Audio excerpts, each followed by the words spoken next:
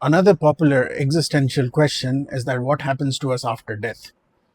Now, this is such a popular question that every one of us might have thought about it at some point of their lives, probably a number of times. What happens after death? Nobody knows. Nobody can give us a definitive answer because nobody has returned after death to tell us of their experience, right? And here we are concerned about what happens to us after death, because after death, the world keeps moving on. Life goes on as usual, right? So the very specific part of the question is what happens to me after death? What happens to me after death? And really, the answer is that the me never existed in the first place. The sense of me is the ego, and the ego is just a sense. It's just a sense. You have thoughts, you have experiences, but they're not your thoughts, they're not your experiences. And you'll argue, of course they are mine. Thoughts occur to me, they are mine. Yes, the thought occur to a specific mind. Experiences happen to a specific person, but where's the me in it?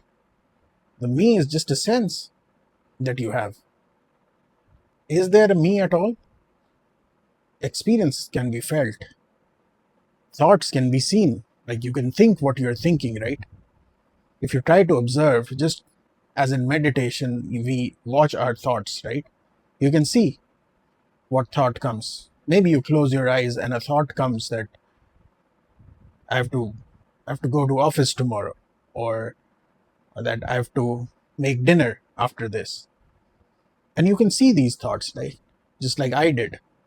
You can see your thoughts very clearly. So the thoughts also can be seen, but the thoughts are there in your mind. Where is the me? Where is the me? So this question, what happens to me after death, is really can be answered very easily. The sense of me, it's a sense, right? Senses occur to the mind. Feelings occur to the mind. It happens in the mind, right? When you're feeling pain is not something tangible, right? You can't touch it. You can't touch pain. You can touch the wound, but not the pain. You can touch the area of that body, but not pain, right? Pain is mental. Pain is mental. That is why they can sort of give you a nerve block, which just blocks that sensation. The sense of being me is also a sensation. It just happens to the mind. And we know what happens to the mind after death, right? The mind isn't there. Just like, let's say you have a computer, right? The computer, the hardware of it is the body. Even the processor and the hard disk, all of that is the body. It's physical and tangible. You can touch it, you can see it. It's the body. But the operating system within that computer, that's all software, right? So think of software as the mind. Now, if I were to take that computer and crush it to pieces, or burn it altogether, incinerate it, what would happen to the mind? What would happen to the software? Can you access it? Would you say the software is still there somewhere? No, right? The software is just information, and so is the mind. Mind is just thoughts, past experiences, our deductions, our conclusions, our opinions, our emotions, all of that stuff. It's all information, right? And information is written on matter. Information is stored on matter. Since time immemorial, we've been inscribing information on matter. Just like early cavemen, they used to draw stuff on the stones, on walls of a cave. And then we started writing on leaves and paper, and then books came. Every time information is written, stored on matter, isn't it? So similarly, software is stored on hardware, which is the hard disk. And the processor gives it that ability to create new information, which is then again stored on the hard drive in the brain. Mind works on a different technology, but on a similar logic, because the mind is just purely information. So really, if you burn down a computer, what will happen to the software, the operating system? It will not be there because the matter is destroyed and the information is inscribed on matter. Similarly, the stuff, the mind, which is stored in your body, maybe in the brain, maybe in the spinal cord, maybe in the nerves, maybe anywhere, we don't know for sure, but it's inscribed on matter, right? And if the matter is destroyed, the mind is also gone. And if the mind is gone, can there be a sense of me? Can there be a sense of me? Which is just a sense, as we discussed. I don't think so. I don't think so. I don't think the me exists after death because it's just a sense. So what happens to me after death? The me ceases to exist because the me is the ego. Ego is the sense of a separate self. It is the sense of a sense of me, sense of being me, me-ness. And it is not, and people are afraid that there'll be no me after death. That's not something to fear. You can end the me right now and your life would be beautiful. You know, in spiritual circles, this is called an ego death, which is a good thing. People crave it. People really want this while they're alive. An ego death, the sense of me ending. And it doesn't mean that you go crazy. It just means that you stop treating success as your success and you stop treating failure as your failure. Anyways, that's for another day. But yeah, what happens to me after that? The me that just ceases to exist. And that's nothing to be afraid of. It's not that bad, really. But what you should be scared of is not being conscious, right? That is more scary.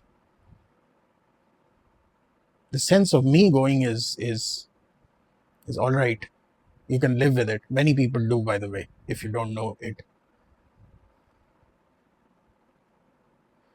But losing consciousness, losing the ability to be aware of something is something that should be scary. But I'm here to tell you that even that is not something to be scared of. You know why? Because consciousness is always there. It's always there. Your body dies. Your body doesn't die. It's just a figure of speech. The body becomes out of order. It becomes unfixable. The mind also cannot be resurrected. It goes permanently out of order. But consciousness is there. It's the same consciousness that is flowing through others. It'll keep flowing through everybody that may come after you. And these things, people and names and forms are just concepts. Consciousness always is. Consciousness is not really dying. The ability to be conscious will always be there. If not in the supposedly you, in others and in future things, in future creatures, whatever you call them. Consciousness will always be there. Just not in the body and the mind that you recognize. So don't be afraid of losing it. Understand its impermanence. It has always been impermanent. Your mind is always evolving. You're losing your desires and catching new desires. As a kid, you used to crave candies. Now, probably not that much. Maybe not at all. You crave other things now that you may not crave in the future. The mind is already impermanent. It's just a major transition during death. And that is uncomfortable for sure, but it's not something to be afraid of. It's inevitable. It's a function of our existence in this form. And we should accept the beauty of it. We should accept the beauty of it. Because there's no real loss happening as such. It's just that loss of taste and color and specifications like our likes and dislikes, our opinions, they are constantly changing. But a major disruption comes during death. It's uncomfortable for sure, but not something to be dead scared about. And that is why there are sayings like cowards die a million deaths before their actual death. Because this fear dictates our entire lifetimes. You just try to fit in everything into the 80, 90, 100 years of life, and you see life as a meter that is running out. It is, but it's not permanent. Nothing is. Consciousness continues. Just the mind and the body, they will rise again as something else, as some other person. And we are only thinking people because we are a person right now. We are a human. That is why we're seeing that, oh, will I be resurrected? Will I take on another form? Will that be a human? There is no me. There is no me, right? You don't need to worry about it. It's all a function of the ego that is making you worry and panic. Understand that there is no me. And all these worries will start fading away. If not completely gone, they will be reduced to such minuscule levels that they will stop affecting your life. And that's a liberating feeling amongst other advantages. One clear advantage is the way in which you look at life. Your whole perspective changes. Your whole drive in life changes. The things that you set out to do, your ambition changes with this clarity. So keep contemplating, where is the me? Where is the me? And you'll find more evidence, more and more evidences that there is no me really. There is no me. It's just a sense. So what happens to me after death? The me surely, the sense of me surely finishes, surely ends. But it's never been there in the first place. So you don't need to worry about it.